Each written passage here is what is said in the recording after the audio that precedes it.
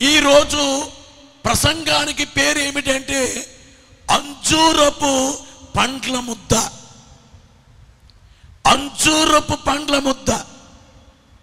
బైబిల్లో హిజ్కియా అనే ఒక రాజు గారికి ఓ పుండు వేసింది. ఓ మాటలో చెప్పాలంటే ఈరోజు మన యొక్క మీకు అర్థమయ్యేటట్లుగా చెప్పాలంటే క్యాన్సర్ పుండు. ఈ క్యాన్సర్ పుండు వేసింది. దేవుడు యెషయా ప్రవక్తతో చెప్పారు, యెషయా నీ వెళ్ళు, హిజ్కియా రాజు దగ్గరికి వెళ్ళు, నేను చెప్పిన మాట చెప్పు, అతడు మరణమగుతున్నాడు, ఇల్లు చక్క పెట్టుకోమని చెప్పు అన్నారు. ఆ మొదటి వచనాలు చదువుతారా? 38వ అధ్యాయం యెషయా గ్రంథం 38 మొదటి వచనాలు. ఆ దినములలో హిజ్కియాకు మరణకరమైన రోగము కలుగగా ప్రవక్తయు ఆమోజు కుమారుడైన యెషయా అతని యొద్దకు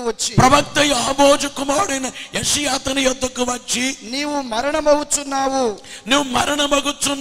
బ్రతుకవు గనుక నీవు నీ ఇల్లు చక్కబెట్టుకొనుమని యెహోవా సెలవిచ్చుచున్నాడు. దేవుడు చెప్పారట, యెషయా ప్రవక్త, యెషయా నీ వెళ్ళి హిజ్కియా రాజుకు చెప్పు, మరణమగుతున్నాడని చెప్పు, నీ ఇల్లు చక్కబెట్టుకోమని చెప్పు. హిజ్కియా మరణకరమైన రోగం వచ్చింది. దేవుడు మాట్లాడుతున్నారు, ప్రవక్తతో యెషయాతో, యెషయా నీ వెళ్ళి చెప్పు. ఏమని చెప్పు? నువ్వు చనిపోతున్నావు, ఇల్లు చక్కబెట్టుకోమని చెప్పు అన్నారు. నువ్వు మరణమగుతున్నావు, ఇల్లు చక్కబెట్టుకో. వెంటనే హిజ్కియా కన్నీళ్లు గోడ తట్టు, యెరూషలేము గోడ తట్టు తిరిగి కన్నీళ్లు విడిచొచ్చు ప్రార్థన చేస్తున్నాడు. కన్నీళ్లు విడుస్తూ, దేవా నన్ను క్షమించండి, మీ చిత్తమైతే నా కృప చూపండి, సహాయము చేయండి అని ప్రార్థన చేశారు. హిజ్కియా హిజ్కియా కన్నీళ్లు. అతడు తన ముఖము గోడ తట్టు తిప్పుకొని యెహోవా యథార్థ హృదయుడనై సత్యముతో నీ సన్నిధిని నేనెట్లు నడుచుకొంటినో, నీ దృష్టికి అనుకూలముగా సమస్తమును నేనెట్లు జరిగించితినో కృపతో జ్ఞాపకము చేసుకొనుమని హిజ్కియా కన్నీళ్లు విడుచుచు యెహోవాను ప్రార్థింపగా కన్నీటి ప్రార్థన చేస్తున్నాడు. హిజ్కియాకు ఏ ప్రార్థన? కన్నీటి ప్రార్థన. మనము ప్రార్థన చేస్తాం. ఏ ప్రార్థన? ప్రార్థనలు చాలా రకాలు ఉన్నాయి. ఒకటి సామాన్య ప్రార్థన, భోంచేసేటప్పుడు ప్రార్థన చేసుకుంటాం, అన్నము తినే అలాగే ప్రయాణమే వెళ్ళేటప్పుడు ప్రార్థన, లేవగానే ప్రార్థన, పండుకునేటప్పుడు ప్రార్థన, స్కూల్కి వెళ్ళేటప్పుడు ప్రార్థన, లేక కాలేజ్కి వెళ్ళేటప్పుడు ప్రార్థన, వ్యాపారానికి వెళ్ళే ముందు ప్రార్థన చేస్తాం. గమనించే మాట ఏమిటంటే ప్రార్థనలో ఒక ప్రార్థన పేరు ఏమిటంటే కన్నీటి ప్రార్థన. ప్రభునందు ప్రియులారా, కన్నీళ్లు విడిచి ప్రార్థించాడు హిజ్కియా. ఇంకా యెషయా వెళుతున్నాడు. ఇంకా వెళుతుండగా దేవుడు మాట్లాడుతున్నారు, యెషయా చిత్తమునైనా చెప్పనయ్యా, మరణం వస్తుందని చెప్పావు కదా, ఆ చెప్పానయ్యా, వెనక్కెళ్ళు. కాదయ్యా చెప్పానయ్యా, మళ్ళా వెనక్కెళ్ళు. చదువు వెనక్కెళ్ళి మాట చెప్పు. ఏమని చెప్పు? యెహోవా వాక్కు యెషయాకు ప్రత్యక్షమై ఇలాగు సెలవిచ్చెను, నీవు తిరిగి హిజ్కియా యొద్దకు పోయి అతనితో ఇట్లనుము, నీ పితరుడైన దావీదునకు దేవుడైన యెహోవా నీకు సెలవిచ్చినది ఏమనగా, నీవు కన్నీళ్లు విడుచుట చూచి తిని నీ ప్రార్థనని అంగీకరించి అంగీకరించి ఉన్నాను. దేవుడు అంటున్నారు, నీవు కన్నీళ్లు విడుచుట చూచి తిని నీ ప్రార్థన నేను అంగీకరించి ఉన్నాను. హిజ్కియాట కన్నీళ్లు విడవడం, ప్రార్థన చేయటం దేవుడు చూచారట. మనం ప్రార్థన చేస్తున్నప్పుడు, కన్నీళ్లు కారుస్తున్నప్పుడు దేవుడు చూడాలి, చూచేటట్లుగా ప్రార్థించాలి, విశ్వాసముతో ప్రార్థించాలి. మనం ఏ ప్రార్థన చేస్తున్నాం? సామాన్య ప్రార్థన చేస్తున్నాం. సామాన్య ప్రార్థన. ఏ ప్రార్థన చేయట్లేదు? ఉపవాస ప్రార్థన చేయట్లేదు, కన్నీటి ప్రార్థన చేయట్లేదు, ఆసక్తి ప్రార్థన చేయట్లేదు, అత్యాసక్తి ప్రార్థన చేయట్లేదు, రోదన ప్రార్థన చేయట్లేదు, దైవ శక్తి ప్రార్థన చేయట్లేదు. అందుకే నాకే అనిపించింది, నేను చేస్తా ఉంటా, నా గదిలోనే చేస్తాను, కానీ మీ మధ్య కూడా ఆ రోదన ప్రార్థన, ఆసక్తి ప్రార్థన, అత్యాసక్తి ప్రార్థన కూడా మీరు నేర్చుకోవాలని. ఎందుకంటే మీరందరూ ప్రార్థన పరులు కావాలి, ప్రార్థన పరురాళ్ళు కావాలి. మీరు ప్రార్థన పరులైతే మీ కుటుంబాలు బాగుగా ఆశీర్వదించబడతాయి. మీరు దేవుల్లో వృద్ధి పొందుతారు, మీరు బలమైన వారు అవుతారు. యేసు ప్రభు రెండవ రాకడికే సిద్ధపడతారు. అపవాదినే మీ కాళ్ళ కింద వేసి యేసు నామములో నలిపివేస్తారు. దేవునికి మహిమ కలుగును గాక. ప్రియులారా, దేవుడు మరణం కొట్టేశారు. దేవుడు అన్నారు 15 సంవత్సరాల ఆయుస్సు, 15 years. నీకు ఆయుష్ ఎంతకాలం అంటే ఇప్పుడు చనిపోవాలి, కానీ ఇంకో 15 సంవత్సరాలు. మీకు చెప్పేది ఏమిటంటే, దైవజనుడు ఓ ప్రార్థన నేర్పించారు. అదేమిటంటే మరణాన్ని కొట్టివేసే ప్రార్థన. మీ ఇంట్లో ఒకవేళ మరణం రాబోతున్నా, మోకాళ్ళుని కన్నీళ్లు కాచి ప్రార్థన చేసే, మరణమును కొట్టివేసే ప్రార్థన చేసే దేవుడు కార్యము చేస్తారు. ఏదో మామూలుగా ప్రార్థన చేసేసి దేవుడు ఆలకించలేదంటాం. దేవుని శోధిస్తాం, దేవుని మీద అపార్థం చేసుకుంటాం, మన తప్పేంటో తెలుసుకోం, మనం అడిగేది కరెక్ట్గా ఉందో లేదో తెలుసుకోం. అయితే ప్రియులారా, ఈ హిజ్కియా బాగైపోయాడు. హిజ్కియా మరణం కొట్టివేయబడింది, కానీ పుండు ఉంది. మరణము కొట్టివేయబడింది, కానీ పుండు మాత్రం ఉంది. ఇక్కడ చెప్పేది ఏమిటంటే, అంజూరపు పండ్ల ముద్ద, అంజూరపు పండ్లని ముద్దగా చేసి ఆ ముద్ద తీసుకెళ్ళి ఆ గాయం మీద పెట్టారు. అంజూరపు, ఆ మాట చదువు, గమనించే మాట 21వ వచనం.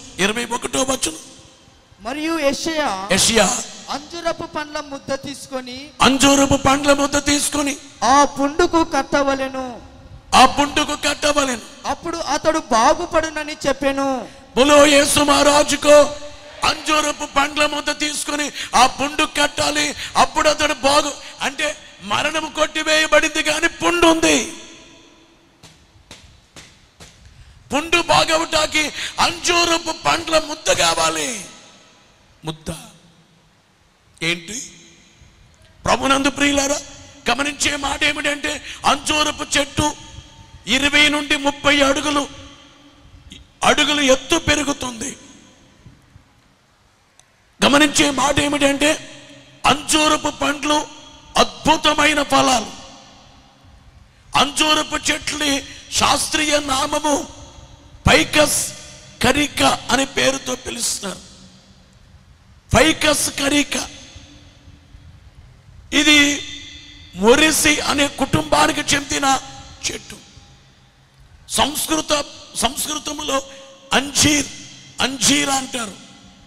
అంజూరపు చెట్టు ఆసియా ఖండపు మధ్యధర ప్రాంతమునందు, పాశ్చాత్య ప్రాంతమునందు పెరుగుతుంది. ఇండియా, చైనా మరియు ఆఫ్రికా యొక్క ఉష్ణ మండలాల ప్రాంతంలో ఇది ఎక్కువగా ఉష్ణముగా ఉండే ఏరియాలో పెరుగుతుంది. ఎక్కువగా టర్కీ దేశములో, ప్రపంచములోనే టర్కీలో అంజూరపు పండ్లు ప్రపంచం అంతటి కంటే టర్కీలో ఎక్కువ పండ్లు కాస్తాయి. మన దేశంలో ఉన్నా కానీ అంజూరపు పండ్లు టర్కీలు ఎక్కువ కాస్తాయి. అంజూరపు పండ్లు ఎముకల బలము కొరకు ఉపయోగపడతాయి. అంజూరపు పండ్లు జ్వరము తగ్గడానికి ఉపయోగపడతాయి. వీటిలో వల్ల ఉపయోగం, అంజూరపు పండ్ల వల్ల రక్తపోటు, బీపీ నార్మల్ అవుతుంది. రక్తపోటు, మూత్రపిండాలు, కిడ్నీలకు సంబంధించి, ఊపిరితిత్తులకు సంబంధించి ఈ అంజూరపు పళ్ళు పనిచేస్తాయి. బరువు తగ్గే వాళ్ళు ఇది తింటే బరువు తగ్గుతారు. చర్మము కొరకు అంజూరు ఉపయోగపడుతుంది. ఇది త్వరగా వృద్ధాప్యము రాకుండా అంజూరపు పండ్లు చేస్తాయి. రక్తహీనత తగ్గించి రక్తాన్ని పెంచుతాయి అంజూరపు పండ్లు. చక్కటి నిద్ర వస్తుంది అంజూరపు పండ్ల వల్ల. శరీరములో హిమోగ్లోబిన్ స్థాయిని పెంచుతుంది అంజూరం. Vitamin A, vitamin B, vitamin C, కేతో పాటు carbohydrates, iron, potassium, magnesium, calcium మొదలగునవి ఈ పండ్లలో ఉంటాయి. ఈ అంజూరు పండ్లలో ఫైబర్ ఎక్కువగా ఉంటుంది, పుష్కలంగా. జీర్ణక్రియ మెరుగుపరుస్తుంది. నేను కొన్ని చెప్పాను. ఇట్లా అంజూరపు పండ్ల వల్ల చాలా లాభాలు ఉన్నాయి. ఒకసారి చెట్టు చూపిస్తావా? అంజూరపు చెట్టు. అంజూరపు పండ్ల వల్ల చాలా లాభాలు ఉన్నాయి. చేతులు ఎత్తి గట్టిగా చప్పలు కొట్టండి. ఇదన్నమాట. బోలో యేసు మహారాజుకు. ఇది అంజీరా చెట్టు, అంజూరపు పండ్ల చెట్టు. ఈ చెట్టు అన్నమాట. అంజూరపు పండ్ల ముద్ద తెచ్చి పుండి మీద పెడితే పోతుంది. ఇంతకీ అందరూ జాగ్రత్తగా గమనించండి. బైబిల్లో ఏదైనా ఒక విషయం రాయబడిందంటే అందులో చాలా మర్మం ఉంటుంది. అంజూరాలు దొరికితే తిను, కానీ ఇక్కడ అంజూరు ఏమిటంటే, ఈ అంజూరపు పండ్ల ముద్ద ఏమిటంటే సిలువలో నలిగిపోయిన యేసు ప్రభుకు సూచన. నలుగ కొట్టబడిన యేసు ప్రభు నలుగ కొట్టబడ్డారు, చితుక కొట్టబడ్డారు, 39 దెబ్బలు కొట్టబడ్డాయి. శిరస్సుకు ముళ్ళ కిరీటం పెట్టబడింది. యేసు వారి భుజం మీద బరువైన సిలువ పెట్టబడింది. యేసు వారు సిలువను మోయలేక పడిపోయారు. శరీరం అంతా గాయాలే. యేసు ప్రభు వారి చేతుల్లో 2 చేతుల్లో 2 మేకులు, 2 పాదాల్లో 1 మేకు, శిరస్సులో ముళ్ళ కిరీటం, పక్కలో బళ్ళెపు పోటు. అంటే ఏమయ్యారు? యేసు ప్రభు నలిగిపోయారు. అంజూరపు పళ్ళను నలగొట్టి ముద్ద చేయాలో యేసు ప్రభు ముద్ద అయిపోయారు. యేసు ప్రభు ముద్ద అయిపోయారు. అంజూరపు ఫలం నలుగు కొట్టబడినట్లు ముద్ద చేయబడాలంటే వాటిని గట్టిగా నలగొట్టాలి, ముద్దవ్వాలి. ప్రియులారా, యేసు ప్రభువే సిలువలో ముద్దయ్యారు. సిలువలో యేసు ప్రభు ఇంతకి అంజూరపు పండ్ల ముద్దనగా నలుగగొట్టబడిన యేసు ప్రభు. మీకు అందరికీ చెప్తున్నా, నలుగగొట్టబడిన యేసు ప్రభు ఉన్నారే, ఆ యేసు ప్రభుని మీరెక్కడ, నీకు రోగం ఉండే చోట యేసయ్యా ఇక్కడ పుండు ఉంది, ఇక్కడ యేసు నామములో ప్రార్థన చేస్తున్న నలుగగొట్టబడిన మీ శరీరాన్ని గుర్తు చేసుకున్నాను అని చెప్పు. ఆ పుండు బాగవుతుంది. నలుగొట్టబడిన యేసు. బోలో యేసు మహారాజుకు. గట్టిగా చెప్పాలి. దేవునికి మహిమ కలుగును గాక. దేవునికి మహిమ కలుగును గాక. ప్రభునందు ప్రియులారా, అంజూరపు పళ్ళ ముద్దే రుచిగా ఉంటుంది. మొదటి విషయం నేను చెప్పేస్తాను త్వరగా. రుచిగా ఉంటుంది. అంజూరపు పండ్ల ముద్ద రుచిగా, టేస్టీగా ఉంటుంది. అలాగే యేసు ప్రభు రుచి అయినటువంటి వారు. రుచి బోలో యేసు మహారాజుకు. ప్రభునందు ప్రియులారా, పేతురు మొదటి పత్రిక 2వ అధ్యాయం 1వ వచనములో ప్రభువు దయాళుడని రుచి చూచియున్న ప్రకారము. యేసు ప్రభు ఎవరట? దయాళుడని. అలాగే దావీదు సంకీర్తన 34వ సంకీర్తన 8వ వచనములో యెహోవా ఉత్తముడని రుచి చూచి. బోలో యేసు మహారాజుకు. యేసు ప్రభు రుచి కలిగినటువంటి వారు. ఆయన బోధలు రుచి కలిగినటువంటి బోధలు వినాలి. బోలో యేసు మహారాజుకు. అలాగే అంజూరపు చెట్లు దాని ప్రత్యేకత ఏమిటంటే, ఎవరైనా కానీ గెలుపు పొందితే, వారి జీవితంలో విజయాన్ని పొందితే, ఆటల పోటీల్లో విజయాన్ని పొందితే, విజయం పొందినటువంటి వారిని ఈ యొక్క అంజూరపు చెట్టుతో పోల్చేవారు. అంటే అంజూరపు చెట్టు విజయానికి గుర్తు. విజయం. యేసు ప్రభు యోహాను సువార్త 16వ అధ్యాయం 33వ వచనములో నేను లోకమును జయించి ఉన్నాను. యేసు ప్రభు అంజూరపు చెట్టు ఎలాగైతే విజయానికి గుర్తు, యేసు ప్రభు విజయశీలుడు. అందుకే విజయం విజయం విజయం. యేసు ప్రభు విజయం. విజయశీలి, విజయశాలి, ధైర్యశాలి. మరణమును గెలిచిన ప్రభు, సమాధిని గెలిచిన ప్రభు, సైతానును గెలిచిన ప్రభు, లోకమును జయించిన ప్రభు. అంజూరపు పండ్ల ముద్ద రుచికరమైంది. మొదటిది, యేసు ప్రభు రుచికరమైన వారు. అంజూర చెట్టు విజయానికి గుర్తు. విజయం వచ్చిన వాళ్ళు అంజూరపు చెట్టుతో పోల్చేవారు. యేసు ప్రభు విజయశాలి. అంజూరము జ్ఞానమిస్తుంది. యేసు ప్రభు జ్ఞానమిచ్చేవారు. యేసు ప్రభు. అందుకనే బోలో యేసు మహారాజుకు. దేవునికే మహిమ కలుగును గాక. కొరింథీ మొదటి పత్రిక 1వ అధ్యాయం 24వ వచనం చివరిలో, 1వ అధ్యాయం 24వ వచనం చివరిలో చూస్తే, పిలువబడిన వారికి క్రీస్తు దేవుని శక్తియును దేవుని జ్ఞానమునై ఉన్నాడు. యేసు ప్రభు ఏమై ఉన్నారు? జ్ఞానమునై ఉన్నారు. బోలో యేసు మహారాజుకు. జ్ఞానమునై ఉన్నారు. ఇక 4వదిగా చూస్తే, అంజూరాలు ఔషధానికి ఉపయోగపడతాయి. అంజూరపు చెట్టుకుండే ఏమిటంటే రోగాలు మార్పించేటువంటిది.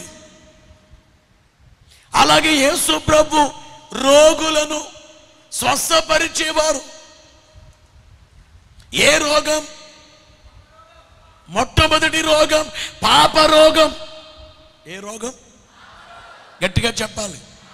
పాప రోగానికి మందు యేసు ప్రభువే. పాపం పోగొట్టేది యేసు ప్రభువే. ఎందుచేతనంటే అన్ని లక్షణాల కంటే రాజలక్షణం ఏంటి? పరిశుద్ధత. మీరు ప్రపంచం అంతా వెదకండి, పరిశుద్ధత అనే రాజలక్షణం యేసు ప్రభు ఒక్కరిలోనే కనబడద్దు.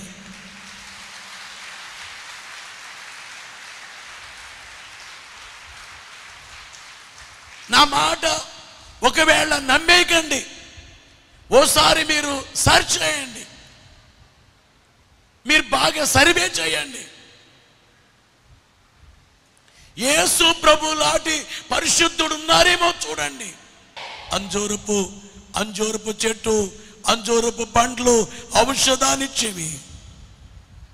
ప్రభునందు ప్రియులారా, యేసు ప్రభు ఔషధాన్నిచ్చేవారు. ఔషధ గుణము కలిగిన వారు. యేసు శరీరం ఔషధం.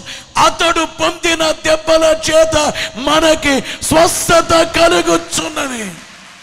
యెషయా గ్రంథం 53వ అధ్యాయంలో 5వ వచనం, అతడు పొందిన దెబ్బల చేత మనకి స్వస్థత కలుగుచున్నది. అతడు పొందిన దెబ్బల చేత. అందుకే 7 మెట్ల ధ్యానములో సిలువ వేయబడిన యేసు ప్రభునే చూడండి. పాస్టర్ గారు ఏం చెప్తారు మీకు? సిలువను చూడండి, గాయాలు చూడండి, ఆ రక్తాన్ని చూడండి, యేసును చూడండి. చూడగానే నీ రోగమునకు, నీ రోగం పరిహారం అవుతుంది. యేసు ప్రభు రోగులను బాగు చేసే దేవుడు. యేసు ప్రభు ప్రార్థన చేస్తే ఈ రోగం తగ్గింది. రోగం చాలా మంది విమర్శిస్తారు. రోగాలు తగ్గుతాయా? ప్రార్థన చేసే రోగాలు తగ్గుతాయా? సంగీతానికి చింతకాయలు రాలుతాయా? సంగీతానికి చింతకాయలు రాలవు, కానీ ప్రార్థన చేసే రోగాలు తగ్గుతాయి. ఎందుకంటే యేసు ప్రభుని బట్టి తగ్గుతాయి. గట్టిగా బలో యేసు మహారాజు.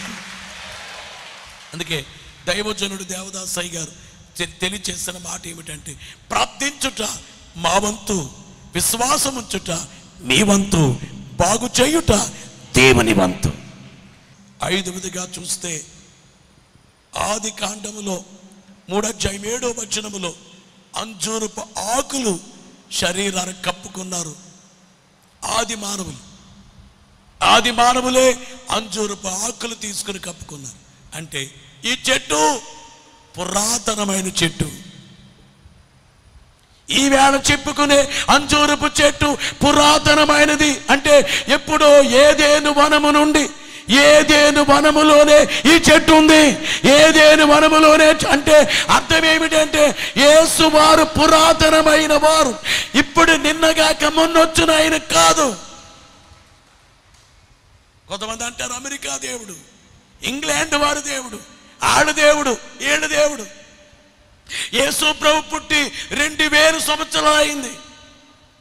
ఒక ఆయనని అడిగారు, అయ్యా యేసు ప్రభు పుట్టి 2000 అయింది, గౌతమ బుద్ధుడు పుట్టి 2500 అయింది, ఎవరు గొప్ప అన్నాడు. గౌతమ బుద్ధుడు చాలా గొప్ప అయిన, కానీ యేసు ప్రభువే భూమి లేనప్పుడు, ఆకాశము లేనప్పుడు, సూర్యుడు లేనప్పుడు ఉన్నటువంటి ఆయన. బలో యేసు మహారాజుకు. ఈ భూమి ఆకాశాలు ఆయన వల్లే కలిగాయి. ఆయన వల్లే కలిగాయి కాబట్టి ఆయన సిలువలో వేలాడుతుంటే సూర్యుడు అదృశ్యుడయ్యాడు. దేశమంతా చీకటి కమ్మింది. యేసు ప్రభు చనిపోతే బండలు పగిలాయి. మనం చచ్చిపోతే కొండలు కూడా పగలవు. ఆయన చనిపోతే బండలు పగిలాయి. ఆయన చనిపోతే, మనం చనిపోతే తాటాకు కూడా, కొబ్బరాకు కూడా కదలదు. ఆయన చనిపోతే భూమి కదలింది. ఆయన దేవుడు. అంజూరపు పండ్లు తినడాన్ని బట్టి ఆ యొక్క వినాలి ప్రియులారు, ఆరోగ్యం ఉంటుంది.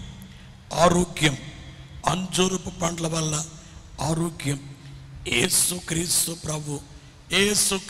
ప్రభువాన్ని బట్టి ఆరోగ్యము, ఆయుష్కాలం ఎంత అంటే నిత్య జీవము కలుగుతుంది యేసు ప్రభు. మీరు యోహాను మొదటి పత్రిక 5:20 వచనములో ఆయనే నిజమైన దేవుడు, నిత్య జీవమునై ఉన్నాడు. నిత్య జీవం యేసు ప్రభువారిని భుజించడాన్ని బట్టి, యేసు ప్రభుని బట్టి నీవు నిత్యము జీవిస్తావు. అంజూరు పండ్లను బట్టి కొంతకాలం ఆరోగ్యము కలుగుతుంది, కానీ కొంతకాలం ఆయుష్ పెరుగుతుంది. కానీ అంజూరపు పండ్ల వల్ల ఆయుష్ పెరుగుద్ది, కానీ త్వరగా మరణము రాదు, కానీ త్వరగా వృద్ధాప్యము రాదు. కానీ యేసు ప్రభుని బట్టి నీవెప్పటికీ చనిపోవు, ఎప్పటికీ చనిపోవు, ఎప్పటికీ చనిపోవు. నిత్య జీవం. యేసు మహారాజుకు దేవునికి మహిమ కలుగును గాక. ఇతర పండ్ల కంటే అంజూరపు పండ్లు ఎలాగైతే లాభదాయకమైనవో ఈ ప్రపంచంలో అందరికంటే ప్రయోజకులు యేసు ప్రభువే. అందరికంటే. అయ్యా ఈ లోకములో మంచోళ్ళు ఉన్నారు, అన్ని మతాల్లో ఉన్నారు. మంచి మాటలు చెప్పినోడు ఉన్నారు, కానీ మంచి వాళ్ళందరికంటే మించినటువంటి వారు యేసు ప్రభువే. యేసు ప్రభు మోక్షాన్నిచ్చేవారు, పాపాలు పరిహరించేవారు, రోగాలు బాగు చేసేవారే కాదు. ఇద్దరు మాట్లాడుకున్నారట, మా దేవుడు పుట్టారు అని యేసు ప్రభు నమ్మిన ఆయన చెప్పాడు. పక్క ఆయన చెప్పాడు, మా దేవుడు పుట్టారు. ఈయన అన్నాడు, మా దేవుడు మంచి మాటలు చెప్పారు. ఆయన అన్నాడు, మా దేవుడు కూడా మంచి మాటలు చెప్పారు. మా యేసు ప్రభు దేవుడు అద్భుతాలు చేశారు. ఆయన అన్నారట, మా దేవుడు కూడా అద్భుతాలు చేశారు. మా యేసు ప్రభు చచ్చిపోయారు. ఆయన అన్నారట, మా దేవుడు కూడా చనిపోయారు. మా యేసు ప్రభు సమాధి చేశారు. ఆయన అన్నారట, మా దేవుణ్ణి కూడా సమాధి చేశారు. మా యేసు ప్రభు సమాధిలో నుంచి తిరిగి లేచారు. ఆయన మౌనంగా ఉన్నారట. ఆ ముందున్న ఆయన అన్నీ చెప్పాడు, కానీ ఈ మాటకి మౌనంగా మాట్లాడలేదు. యేసు ప్రభు లేచారంటే ఆయన మాట్లాడలేదు. ఎందుకంటే ప్రపంచంలో చనిపోయి తిరిగి లేచింది యేసు ఒక్కరు మాత్రమే. మరణాన్ని గెలిచింది యేసు ఒక్కరే. గనుక అందరికంటే స్పెషల్ యేసు ప్రభు. అవునా కదా? గట్టిగా చెప్పాలి. కాయలన్నిట్లో అంజూరపు కాయ పండు ఎట్లా స్పెషలో, యేసు ప్రభు స్పెషల్. ఈవేళ అంజూరపు పళ్ళ ముద్ద, ఆ ముద్దైన యేసయ్యని, నలుగగొట్టబడిన యేసయ్యని తలంచుకుంటే నీకు అపవాది మీద జయముస్తుంది, లోకం మీద జయముస్తుంది. యేసు ప్రభు సిలువేయబడ్డారు, చనిపోయారు, సమాధి చేయబడ్డారు, తిరిగి లేచారు. ప్రభు మరలా వస్తున్నారు. ఆ రాకడకు సిద్ధపడి మేఘమెక్కే భాగ్యం దేవుడు మెండుగా మీకు దయచేయగాక.